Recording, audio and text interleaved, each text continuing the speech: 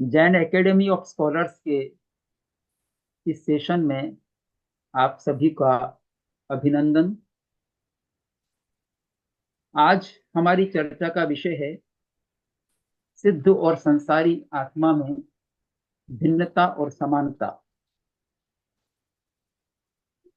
हम सब जानते हैं कि हम एक आत्मा हैं, एक जीव हैं और संसार में अनंत जीव हैं। उन जीवों में कुछ समानताएं हैं और जीव की श्रेणी में ही सिद्धों की भी गणना की गई है। यद्यपि हमारे जानने के जो साधन हैं उनमें सिद्धों को जानने का एक ही साधन हमें प्राप्त है और वो है आगम। जो जिनेश्वर देवों ने कहा है, आचार्यों ने भी आगे उसका विस्तार किया है।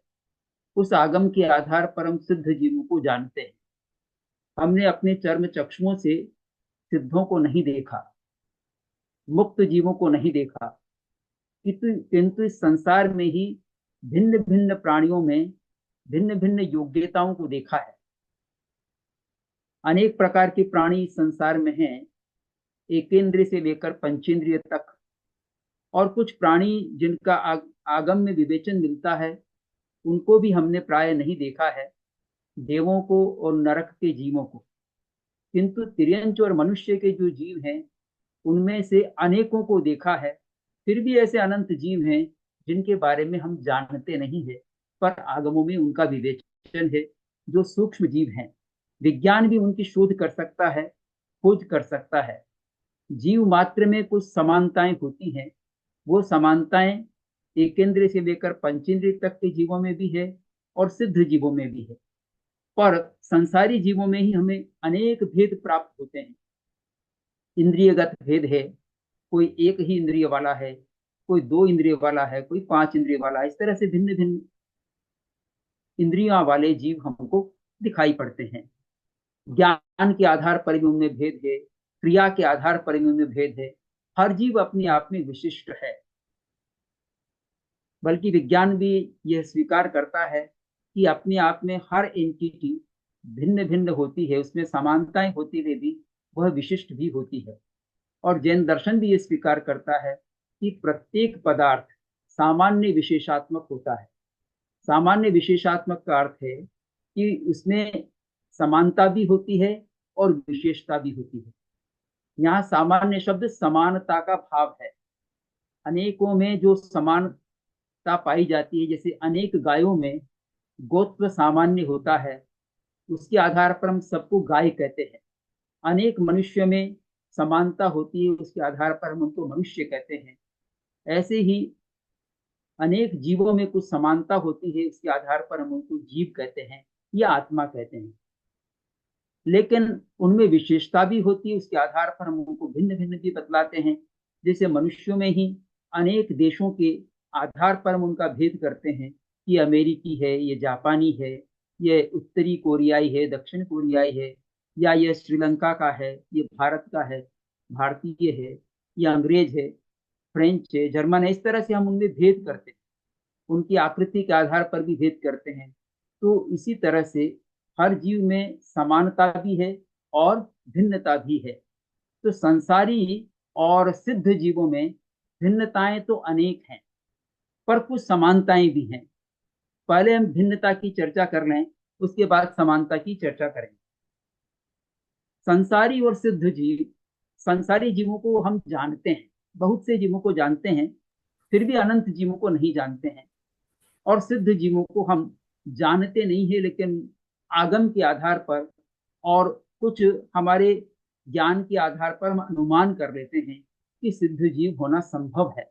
क्योंकि जब आत्मा का स्वरूप जैसा स्वीकार किया गया है, उस स्वरूप के आधार पर भी हम जानते हैं कि इसका मतलब है कि आत्मा मृत्यु के पश्चात भी, या कहें कि संसार के जन्म मरण से मुक्त होने के पश्चात भी वह बना रहता है।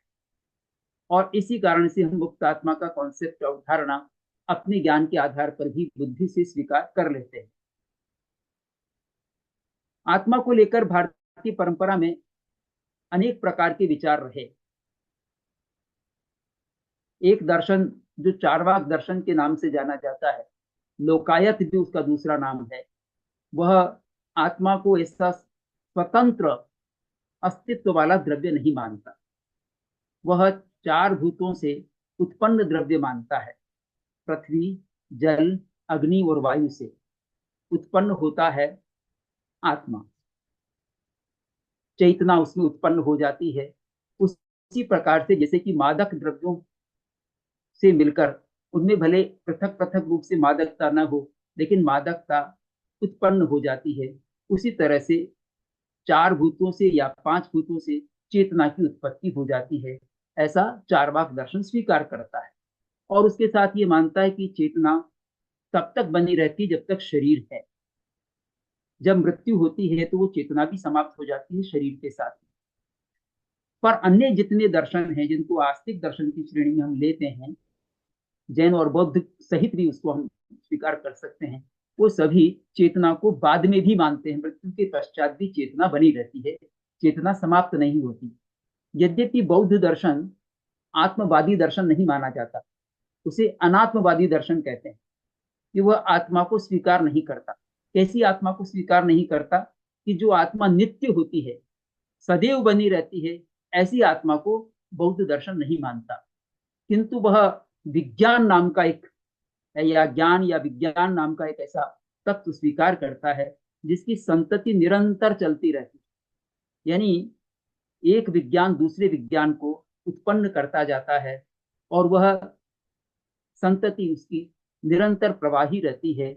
इस जीवन के समाप्त होने के पश्चात भी नए जीवन में भी वह वही चेतना विज्ञान के रूप में चेतना बनी रहती है। वो चेतना शब्द तो कहते हैं, विज्ञान के रूप में चेतना रहती है, लेकिन आत्मा, नित्य आत्मा नहीं मानते, इसको प्रवाही चेतना कह सकते हैं, जो निरंतर सतत चलती रहती है। लेकिन ऐसा नहीं है जैसा भारतीय परंपरा में अन्य दर्शन स्वीकार करते हैं। न्याय, वैशेषिक, मीमांसा और जैन ये नित्य मानते हैं। यद्यपि जैन दर्शन में नित्य के साथ उसमें अनित्य शब्द भी जोड़ दिया गया है, तो दोनों तरह से मानते हैं। नित्यानित्य मानते हैं जैन, बाकी दर्शन उसको नित्य मानते हैं। तो बौद्ध दर्शन क्षणिकवादी दर्शन है, इसलिए वह हर वस्तु को ही अनित्य मानता है और चेतना को भी अनित्य मानता है, पर उसको प्रवाही होने से नित्य स्वीकार कर, नित्य मतलब प्रवाही रूप से वह बना रहता है, ऐसा मानता है। उसमें वासना के संस्कार चलते रहते हैं और कर्म फल की प्राप्ति होती है। वहां भी निर्वाण स्वीकार किया गया है, पर निर्वाण के साथ ही वहां कहते हैं कि संतति का प्रवाह बंद हो जाता है और निर्वाण फिर नित्य होता है। निर्वाण को वो नित्य स्वीकार करते हैं, असंस्कृत मानते हैं। और निर्वाण में परम सुख है, ऐसा भी स्वीकार कर सकते हैं। निर्वाणम परमम सुखम, परम सुख रहता है। लेकिन कुछ ऐसे दर्शन हैं कि जो निर्वाण को, मुक्ति को स्वीकार करते हैं, जैसे न्याय दर्शन है। न्याय दर्शन के कोई फॉलोवर्स ऐसे साधु सन्यासी नहीं मिलेंगे, लेकिन विचार अभी भी यह भारतीय परंपरा का पढ़ाया जाता है। विश्वविद्यालयों में न्याय वैशेषिक आदि दर्शन पढ़ाए जाते हैं। तो न्याय दर्शन ये भी बुद्धि परक अच्छा चिंतन प्रस्तुत करता है। वैशेषिक दर्शन भी, दोनों में काफी समानता है। तो ये भी आत्मा को स्वीकार करते हैं और आत्मा को इंद्रिय, मन आदि का अधिष्ठाता मानते हैं। और ये आत्मा की सिद्धि करते हैं कि आत्मा है, क्योंकि वही आत्मा अलग अलग इंद्रियों से जानने पर ही उनमें एकात्मता स्थापित कर लेता है। कि मैंने देखा, मैंने सुना, मैंने सूंघा, वही एक व्यक्ति जो इन पांचों इंद्रियों से जान रहा है, मन से जान रहा है, उसमें एक समन्वय स्थापित करने वाला काम आत्मा करता है। तो आत्मा अधिष्ठाता है, इस रूप में आत्मा को स्वीकार करता है। और आत्मा में वो अनेक गुण मानता है, जिनमें ज्ञान भी है, इच्छा है, प्रयत्न, द्वेष आदि 14 गुण स्वीकार करता है। इच्छा को भी वो उसका गुण मानता है। लेकिन ये दर्शन मुक्ति की अवस्था में इन गुणों का विच्छेद मानता है, कि उनमें ये ज्ञानादि गुण समाप्त हो जाते हैं, सुख दुख आदि गुण समाप्त हो जाते हैं। उसका ये मानना है कि दुख मुक्ति होना मुख्य है। दुख मुक्त हो गया, और वो दुख और सुख का युगल मानते हैं, कि जहां सुख है वहां दुख भी है। तो अगर केवल सुख मानेंगे तो दुख आ जाएगा। वहां ऐसी अवधारणा नहीं है कि सुख आत्यंतिक रूप से बिना दुख के भी रह सकता है। ऐसी अवधारणा न्याय दर्शन की, वैशेषिक दर्शन की नहीं है, तो वो आत्मा को वैसा स्वीकार करते हैं। तो ये उनके ऋषि मुनि जो भी कह रहे हैं, वो ऋषि मुनियों को कोई ऐसा केवल ज्ञानी जैसा नहीं मानते, लेकिन वो चिंतक मानते हैं। बाद में उन्होंने योगी और योगान के रूप में अपना मंतव्य दिया है। पर उसके साथ जो मीमांसा दर्शन है, मीमांसा दर्शन स्वर्ग की बात करता है, और कितना भी वो यज्ञ याग आदि के रूप में धर्म का निरूपण करता है, और स्वर्ग की चर्चा करता है कि अपवर्ग की प्राप्ति हो सकती, स्वर्ग की प्राप्ति हो सकती है हमारे सत्कर्मों के माध्यम से। लेकिन वो ऐसी मुक्त अवस्था की चर्चा नहीं करता जो जैन दर्शन जैसी करता है। वेदांत दर्शन भी मुक्ति की बात करता है, लेकिन वेदांत दर्शन में जो आत्मा है, उस आत्मा को सतचित आनंद रूप स्वीकार किया है। वो सत है, यानी सदैव बना रहता है, चैतन्य स्वरूप है और आनंद स्वरूप है। ये ब्रह्म का स्वरूप भी है, ब्रह्म को वो आत्मा भी कहते हैं। और वेदांत में जो ब्रह्म है, वो ब्रह्म जब अज्ञान से आच्छन्न होता है, अज्ञान से युक्त होता है, तो दो तरह का हो सकता है, जीव के रूप में और ईश्वर के रूप में। तो जीव के रूप में होता है तब उसको जीवात्मा कह देते हैं, और ईश्वर के रूप में उसको परमात्मा या ईश्वर कहते हैं। ईश्वर अज्ञान की समष्टि से आच्छन्न होता है, और जीव अज्ञान की वेष्टि से आच्छन्न होता है, और उसका शुद्ध स्वरूप ब्रह्म है, जो तुरीय रूप में स्वीकार किया गया है, जाना जाता है। ऐसे शुद्ध ब्रह्म की अवस्था को प्राप्त करना वहां पर लक्ष्य होता है, और वो अविद्या या अज्ञान का नाश होने पर प्राप्त हो सकता है, ऐसा स्वीकार करते हैं। और उन्होंने एक उपाय बताया, तत्त्वमसि।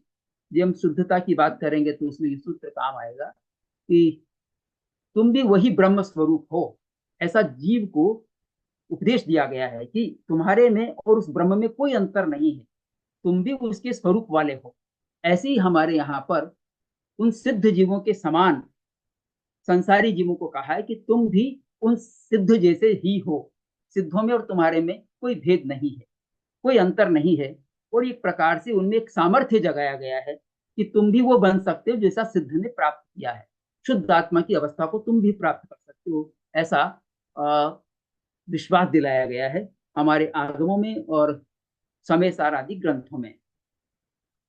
अब हम चर्चा करते हैं कि इनमें भिन्नता किस प्रकार की प्राप्त होती है। भिन्नता के तो बहुत सारे रूप हैं, एक नहीं अनेक रूप हैं, जिसमें हम कह सकते हैं कि सिद्ध आत्माएं और संसारी आत्माएं पृथक पृथक हैं। मूलतः एक होते हुए भी, आत्मस्वरूप दोनों में समान होते हुए भी, उनमें कई कारणों से भिन्नता है। जैसा कि मैंने कहा कि एक ही मतलब संसारी जीवों में ही हम भिन्नता देखते हैं। जैसे संसारी जीव ही बहिरात्मा होते हैं, अंतरात्मा होते हैं और परमात्मा होते हैं। ये तीनों कैटेगरी संसारी जीवों में भी मिलती है। बहिरात्मा जो भोगोन्मुखी हैं, जिन्होंने सत्य को नहीं जाना है, मिथ्या दृष्टि है, ऐसे बहिरात्मा जीव होते हैं, और बाहर ही जगत को ही वो सुख का साधन समझते हैं, वो बहिरात्मा होते हैं। अंतरात्मा वो संसारी जीव हैं कि जिन्होंने अपने भीतर में साधना करके और सुख को उत्पन्न किया है, अज्ञान को दूर करने का प्रयत्न किया है, संयम को अपने साधना का अंग बनाया है। ऐसे सम्यक दृष्टि जीव अंतरात्मा होते हैं। और परमात्मा दो तरह के हो सकते हैं। एक तो परमात्मा जो संसारी जीव है, जिसमें हम केवल ज्ञानी कह दें, और दूसरे सिद्धात्मा भी परमात्मा है। तो सिद्धात्मा और केवली में परमात्मा की दृष्टि से हम समानता देखते हैं, पर बाकी जो दो भेद हैं, बहिरात्मा और अंतरात्मा, वो संसारी जीवों में होते हैं। सिद्ध जीव उससे ऊपर उठ जाते हैं। तो सिद्ध जीव तो एक पराकाष्ठा है, शुद्धि की पराकाष्ठा है, जिसमें संसारी जीवों से एकदम वो ऊपर उठ गए हैं। संसारी जीवों में जो दोष हैं, उन दोषों से वो एकदम पृथक हो गए हैं। संसारी जीव तो पाप करता है, पुण्य करता है, लेकिन उनको पाप पुण्य से कोई मतलब नहीं है, कोई आवश्यकता नहीं है। हमारे यहाँ जो नव तत्व का प्रतिपादन किया गया या सात तत्वों का प्रतिपादन किया गया है, वह प्रतिपादन भी हम संसारी जीवों के लिए किया गया है। संसारी जीव उनको समझ करके और मुक्ति को प्राप्त कर सकते हैं, दुख मुक्त हो सकते हैं, कर्मों की निर्जरा कर सकते हैं और सिद्ध बन सकते हैं। इसलिए नवतत्व का प्रतिपादन किया गया है। पर सिद्ध तो उसको प्राप्त कर चुके हैं, तो मोक्ष की अवस्था में है, उनको उसको जानने की जरूरत नहीं है, उसको आचरण में लाने की आवश्यकता नहीं है, तो उससे ऊपर उठ गए हैं। तो जो अपने लक्ष्य को प्राप्त कर चुका है, सिद्ध तो उस तरह के होते हैं। और हमारा तो अभी कई संसारी जीवों का लक्ष्य भी नहीं बना है उन वैसी अवस्था को प्राप्त करने का। जिनका लक्ष्य बन गया हो तो वो उनको अभी प्रयत्न करना है, और प्रयत्न कर रहे हैं तो उसमें और उन्नति करना है, और प्रोन्नति करना है, और विशुद्धि करना है, तब उस अवस्था को प्राप्त कर सकेंगे। तो सिद्ध जीव बनना अब संसारी जीवों का लक्ष्य है। लेकिन ऐसा हम नहीं कह सकते कि सिद्ध जीव और संसारी जीव, सिद्ध जीव अभी भी, संसारी जीव भी अभी सिद्ध जैसे ही है, सिद्ध जैसे ही है इस रूप में कह सकते हैं समानता की दृष्टि से, कि उनमें भी ज्ञान है, दर्शन है, हमारे में भी ज्ञान और दर्शन है। तो ये समानता हमारे में होती है। उनमें भी सुख है, हमारे में भी सुख है, लेकिन कौन सा सुख है, कौन सा ज्ञान है, कौन सा दर्शन है, इसमें अंतर आ जाता है। उपयोग गुण वहां पर भी है, उपयोग गुण हमारे में भी है। उपयोग गुण की समानता हमको दिखाई पड़ती है कि उपयोग गुण सिद्ध जीवों में भी है, उपयोग गुण संसारी जीवों में भी है। उपयोग गुण में ज्ञान और दर्शन, इन दो का समावेश होता है। ये जब गुण का हम बोधात्मक व्यापार करते हैं, यानी जानने की प्रक्रिया में होते हैं, तो उसको उपयोग कहते हैं। गुण तो सदा बना रहता है और उपयोग प्रतिक्षण परिवर्तित हो सकता है, ज्ञान दर्शन ऐसे बदल सकता है। तो उपयोग जो है वो निरंतर परिवर्तन होता है उसका, कभी ज्ञानोपयोग, कभी दर्शनोपयोग, कभी ज्ञानोपयोग, दर्शनोपयोग, इस तरह से होता है। और कहीं इसका युगपद भाव भी माना गया है, ज्ञान और दर्शन का कहीं क्रम भाव माना गया है। तो ये हमारे मान्यता भेद है, लेकिन वो उपयोग गुण दोनों में पाया जाता है। पर उपयोग गुण होते हुए भी भिन्नता है। भिन्नता क्या है कि संसारी जीवों में कुछ जीव जो मिथ्या दृष्टि हैं, उनमें अज्ञान होता है उपयोग के रूप में। और दर्शन तो खैर चक्षु दर्शन हो सकता है, अगर चोरेंद्रिय तक है, चोरेंद्रिय के ऊपर है जीव। और अचक्षु दर्शन होता है, अचक्षु दर्शन तो सब में हो सकता है। तो अचक्षु दर्शन और अज्ञान, ये उपयोग रूप होता है मिथ्या दृष्टि जीवों का।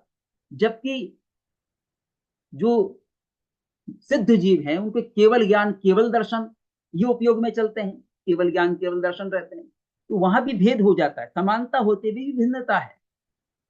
जैसे मनुष्यों में 5 इंद्रियां हैं, शरीर वैसा ही है, औदारिक शरीर है, समानता है, फिर भी हर एक में अंतर है। इसीलिए हमारे यहाँ आधार कार्ड में कहो कि उसमें सब अंतर पता चल जाता है, और उसी व्यक्ति की पहचान हो जाती है, उसकी रेखाओं से, उसकी पलकों से, सब में भेद मिलता है। तो ऐसे ही यहाँ ज्ञानोपयोग में भी या दर्शनोपयोग में भी भिन्नता है हमारी। और कोई ज्ञानी भी है, सम्यक दृष्टि हो गया, तो सम्यक दृष्टि होने पर भी किसी में मति ज्ञान है, श्रुत ज्ञान है, ये ज्ञान मिलेंगे। अवधि ज्ञान हो सकता है किसी को, और किसी को मन पर्याय ज्ञान भी हो सकता है, ये संसारी जीवों में मिलेगा। और केवल ज्ञान भी हो सकता है संसारी जीवों में, जो केवली हो गए। पर सिद्ध जीवों में केवल ज्ञान ही रहेगा, केवल दर्शन ही रहेगा। और संसारी जीवों में केवल ज्ञान केवल दर्शन भी हो सकता है, बाकी ये भी हो सकते हैं। किसी में केवल अज्ञान है, किसी में ज्ञान है, तो मिथ्या दृष्टि भी हो सकता है, सम्यक दृष्टि भी हो सकता है। ये भेद हमको मिलेगा। तो संसारी जीव और सिद्ध जीवों में भेद है, ये भी, ये जानते हैं, सभी जानते हैं, पर यह भी आगमों में प्रतिपादित है। और उसी के आधार पर आगम शास्त्र इतने विस्तार से लिखे गए हैं कि भाई तुम्हारी अवस्था क्या है, तुम पहचान लो, तुम कहाँ स्टैंड करते हो। जैसे गतियां हैं, 4 गतियां हैं। अब 4 गतियां संसारी जीवों में पाई जाती है, नरक गति, तिरंज गति, मनुष्य गति, देव गति। वहां तो सिद्ध गति है, उसको गति कहो तो 4 भेदों में बताया नहीं, 5वां भेद कहो तो कह सकते हैं। तो सिद्ध गति के जीव होते हैं, सिद्ध हैं, तो इन 4 गतियों से रहित हैं। 5 जाति जो संसार में है, उन 5 जाति से वो रहित हैं। यानी नाम कर्म की जितनी बातें हैं, गति, जाति, शरीर, शरीर से वो रहित हैं, वो अशरीरी कहलाते हैं। हम तो शरीरधारी हैं, वो शरीर रहित हैं। तो शरीर उनके नहीं रहा, और शरीर नहीं रहने से प्राण भी नहीं है। जो 10 प्राण माने गए वो 10 प्राण नहीं है। अब शास्त्र में कहीं ये भाव प्राण की चर्चा करके ज्ञान दर्शन आदि को प्राण कह दिया है, तो उस दृष्टि से भाव प्राण स्वीकार किया जा सकता है। लेकिन जो 10 प्राण की का विभाजन मिलता है, जो 5 इंद्रियों से संबंधित 5 प्राण, मन वचन और काया से संबंधित 3 प्राण, और श्वासोश्वास और आयुष्य, ये जो 10 प्राण हैं, ये 10 प्राण वहां नहीं पाए जाते। पर्याप्तियां जो 6 मानी गई हैं वो वहां नहीं होती। पर्याप्तियां संसारी जीव में होती है। अनुपूर्वी आदि नाम कर्म जो संबंधित है वो भी वहां नहीं होता, हमारे संसारी जीवों में होता है। जन्म मरण की प्रक्रिया संसारी जीव में पाई जाएगी, सिद्ध तो अब उससे रहित हो गए हैं, जन्म मरण वहां नहीं होता। तो इस तरह से भेद वहां पर है। ऐसी लेशा को लेकर बात की जा सकती है। 6 लेशाएं जो हैं वो संसारी जीवों में है, सिद्ध जीवों में लेशा नहीं है। लेशा से रहित होते हैं, कोई लेशा नहीं, अलेशी कहलाते हैं। ऐसे समुद्घात का प्रयोग संसारी जीवों में होता है, सिद्ध जीव उससे रहित हो गए हैं। तो संसारी जीवों में तो बहुत सारी चीजें पाई जाती हैं। वेद 3 प्रकार के जो होते हैं, स्त्री वेद, पुरुष वेद, नपुंसक वेद, वो संसारी जीवों में है, सिद्ध जीवों में नहीं है। इसी तरह से जो दर्शन है, निद्रा आदि है, निद्रा जो है वो वहां नहीं होती। निद्रा कहाँ होती है? संसारी जीवों में निद्रा पाई जाती है। हालांकि यहाँ भी निद्रा पर विजय हो जाती है संसारी जीवों में, केवली उन पर विजय प्राप्त कर लेते हैं। पर बाकी जीवों में निद्रा है। निद्रा के 5 प्रकार हो सकते हैं, किसी में कोई किसी में कोई। तो निद्रा हमारे में होती है, वहां नहीं है। तो ये ज्ञानावरण से युक्त, दर्शनावरण से संबंधित, वेदनीय कर्म से संबंधित, वेदनीय कर्म के जो सुख और दुख होते हैं वेदनीय कर्म से उदय में होने वाले, वो संसारी जीवों में होते हैं, लेकिन वो सिद्ध जीवों में नहीं पाए जाते।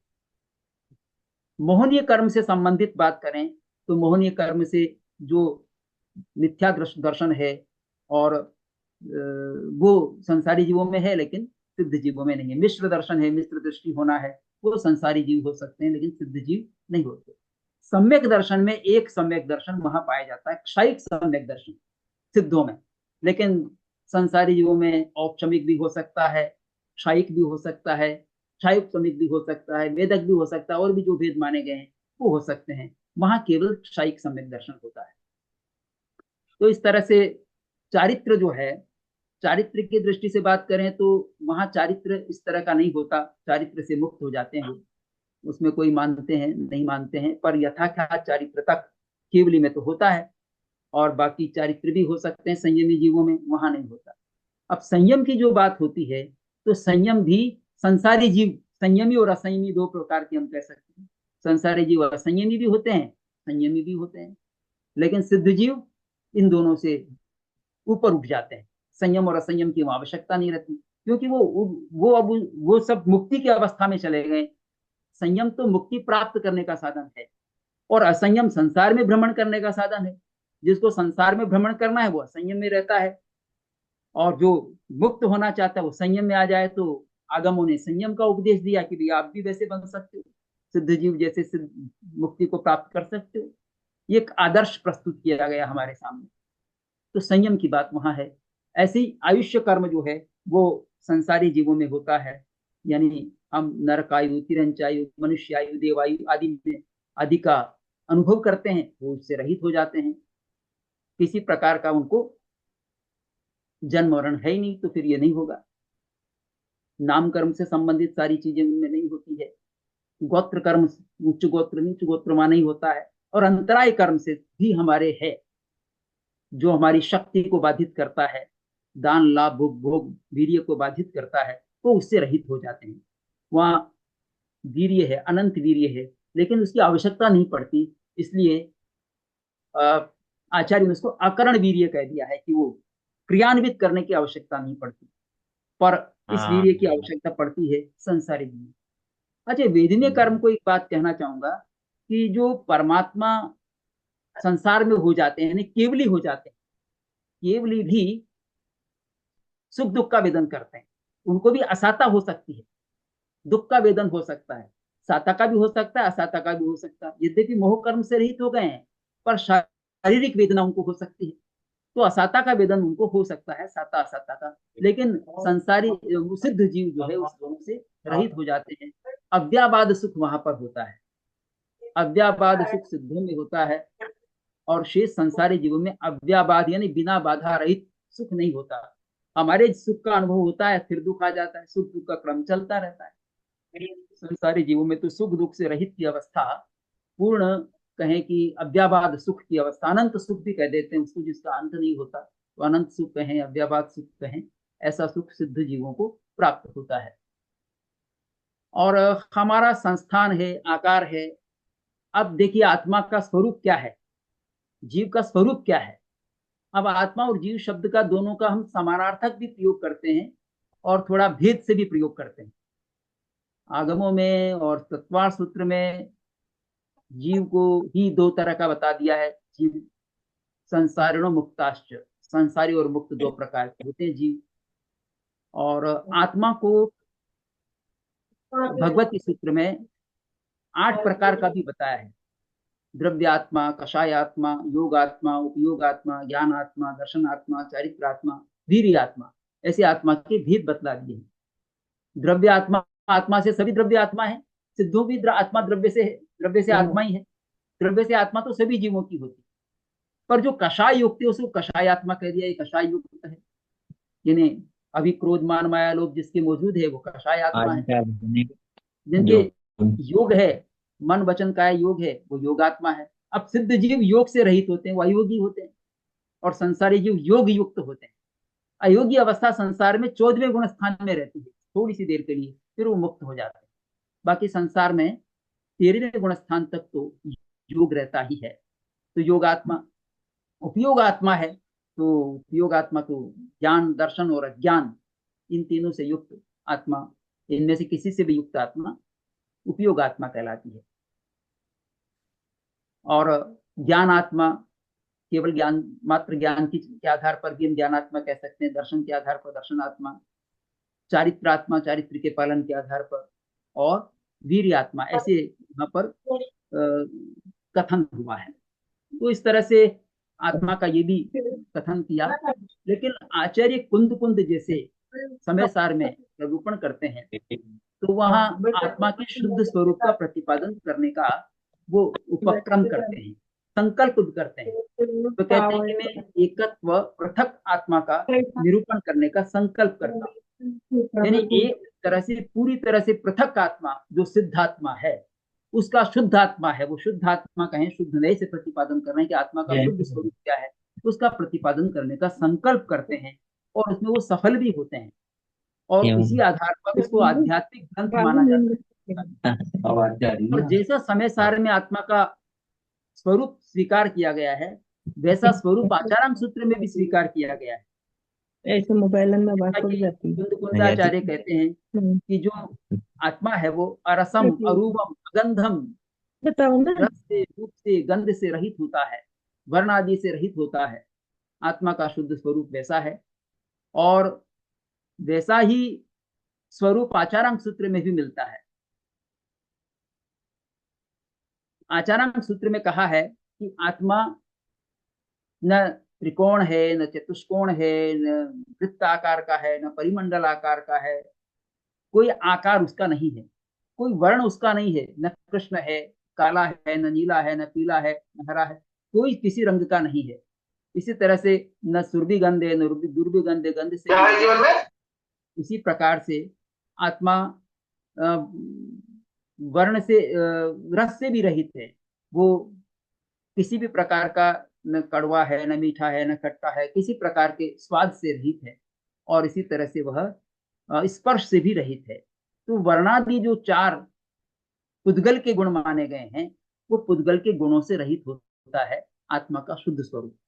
अब आत्मा का जो शुद्ध स्वरूप है उसका निरूपण तो आगम, आचारांग कहो, कोई भी आगम कहो, वो निरूपण करता है। और उसी का निरूपण कुंद कुंदाचार्य ने समय सार में बहुत ही कुशलता के साथ किया है। उन्होंने और भी ज्यादा निरूपण किया है। वो कहते हैं कि जो शुद्ध आत्मा है, वो शुद्ध आत्मा न केवल राग द्वेष से रहित है, बल्कि वह गुणस्थानों से भी अतीत है। तो गुणस्थान से रहित है ही, मार्गणा स्थान से रहित है शुद्ध आत्मा। शुद्ध आत्मा मतलब सिद्धात्मा, सिद्धों की आत्मा ही एक प्रकार से शुद्ध आत्मा है। जब वो शुद्धात्मा का स्वरूप बतलाते हैं तो वो सिद्धात्मा का स्वरूप बतलाते हैं। जो सिद्धों की आत्मा का स्वरूप होता है वो शुद्ध आत्मा का स्वरूप होता है।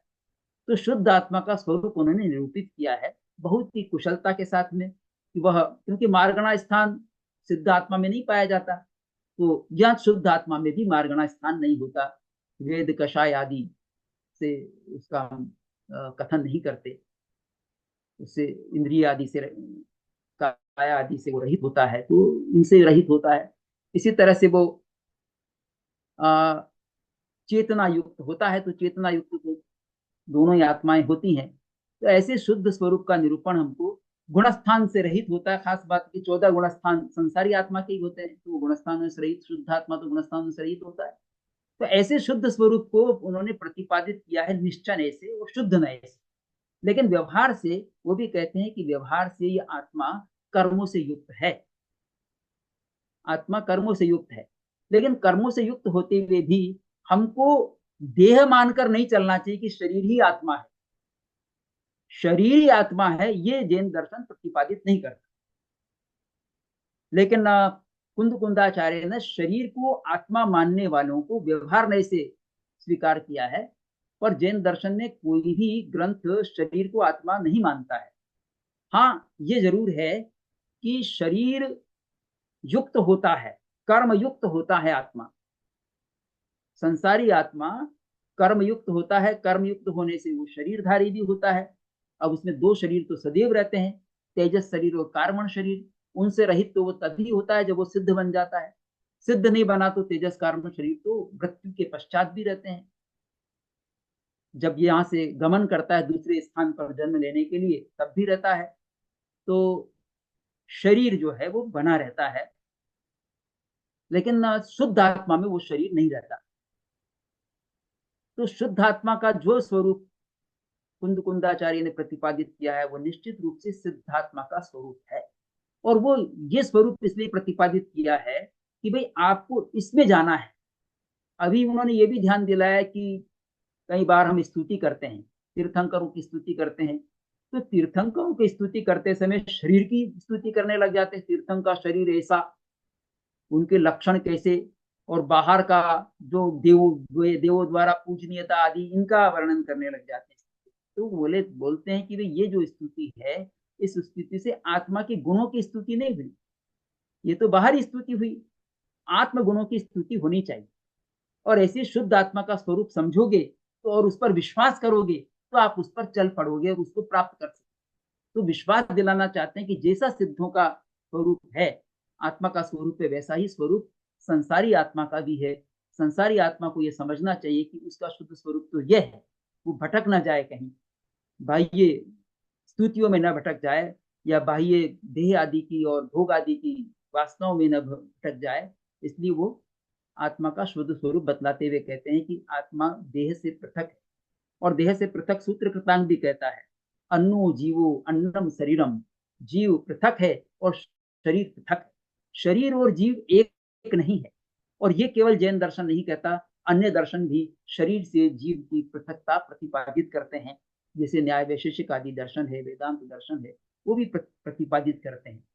वेदांत तो इन सबको माया बतलाता है, और आत्मा को जो है वो शुद्ध आत्मा का वो भी प्रतिपादन करता है। और शेष को अज्ञान के कारण से कहो, माया के कारण से ये सब रचना होती है और ये हमको प्रतीत होती है।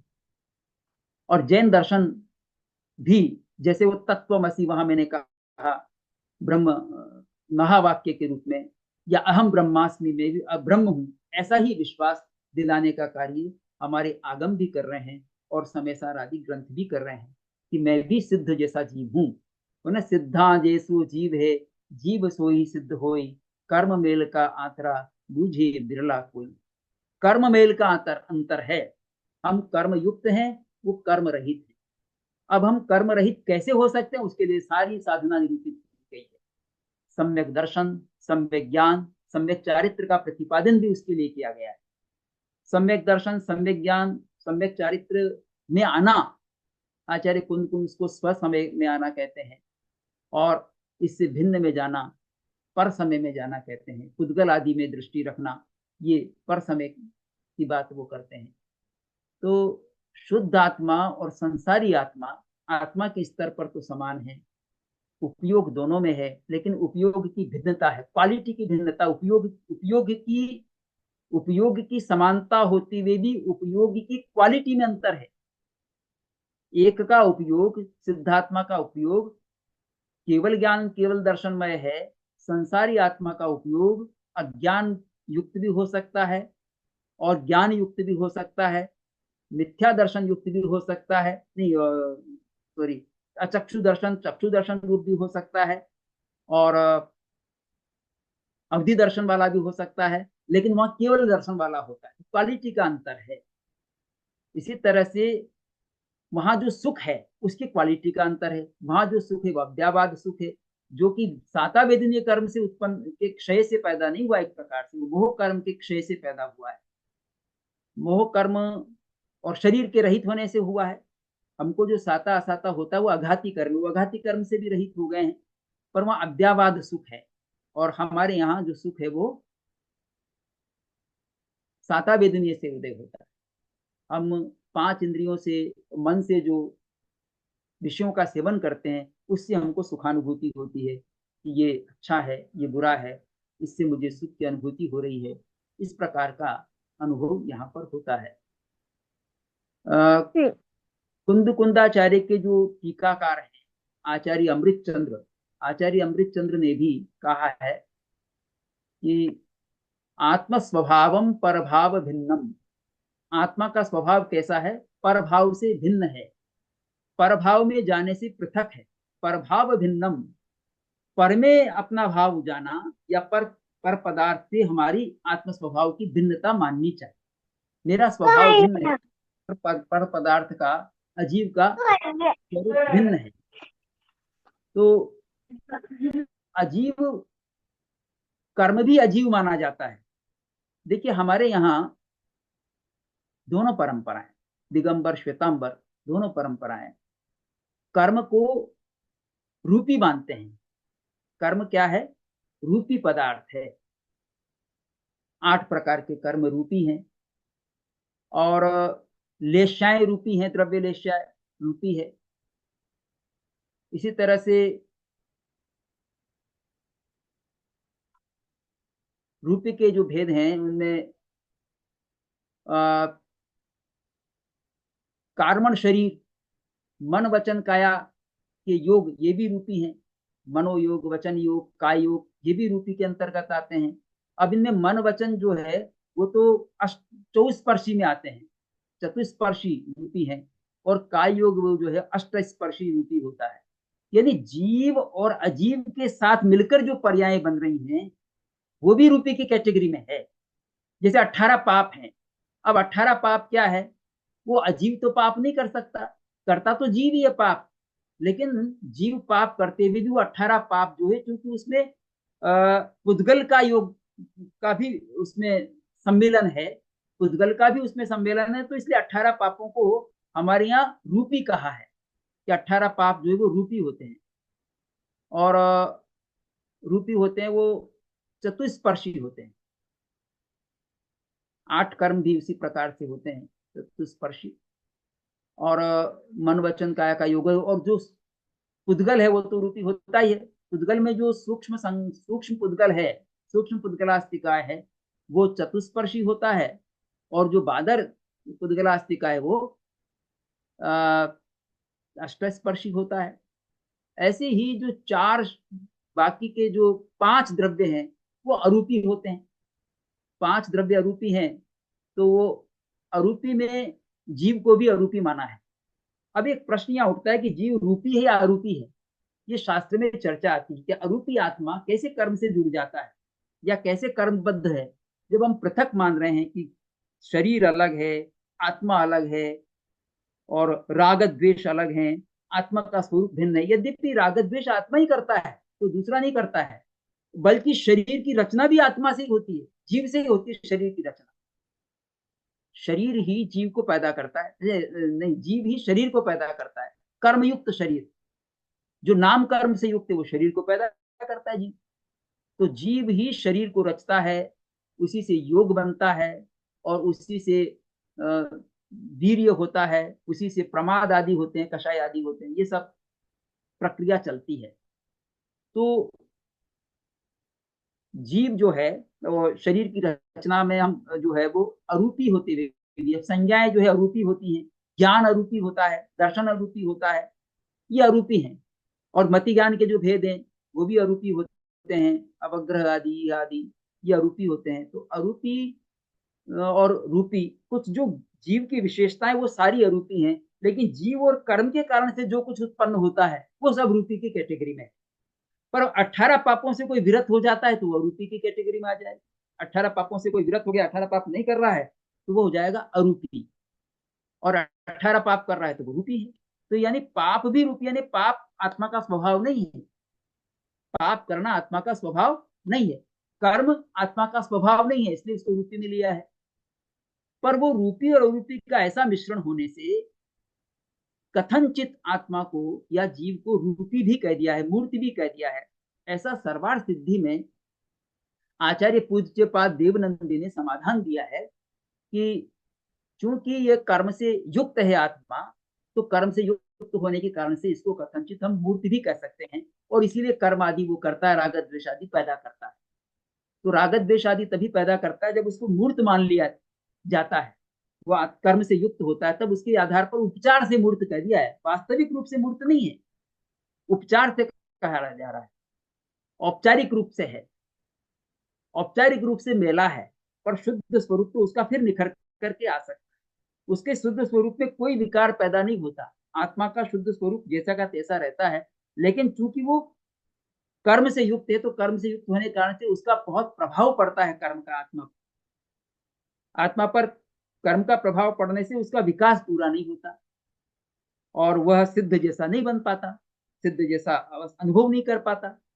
पर वो बन सकता है, ये बात कही गई। उसमें एक शर्त और है, जो कौन सिद्ध बनता है, जो भव्य जीव होता है, भव्यत्व जिसमें होता है, वह जीव ही सिद्ध बन पाता है। जिसमें भव्यत्व नहीं पाया जाता है वो नहीं बन पाता।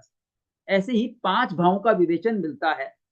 पांच भावों में जो औदैक भाव है वो संसारी जीवों में पाया जाता है, सिद्ध जीवों में औदैक भाव नहीं होता।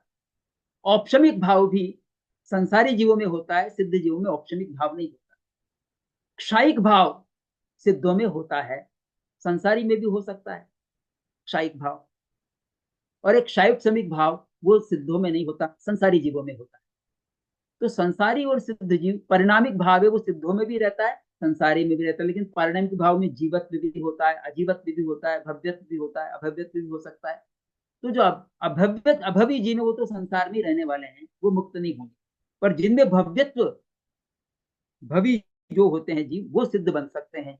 तो भवी जीवों के लिए सारा उपदेश दिया जाता है और वही मुक्त अवस्था को प्राप्त कर सकते हैं। लेकिन सिद्ध अब भव्यत्व से भी रहित हो गए, जीवत्व उनमें पाया जाता है, जीवत्व की बात उनमें रहेगी। औदैक भावों की जब गणना की जाती है किसकी, तो एक असिद्धत्व बतलाया औदैक भाव में, असिद्धत्व, असंयम भी कहा। तो असिद्धत्व संसारी जीवों में है और जो मुक्त हो गए उनमें सिद्धत्व पाया जाएगा। तो सिद्धत्व का होना नहीं होना, ये भी एक दोनों में बेसिक डिफरेंस भी बतलाता है। तो मैंने साथ साथ ही कुछ भिन्नता भी बतला दी है और समानता भी बताने की कोशिश की है। फिर भी कई सारी बातें छूट गई होंगी, क्योंकि उस समय जो उपस्थित हो जाता है मस्तिष्क में उतना कहा जाता है, और कुछ प्रश्नोत्तर में चर्चा हो पाएगी तो उससे पूर्ति हो जाएगी। इसी के साथ मैं विराम लेता हूँ। हार्दिक धन्यवाद।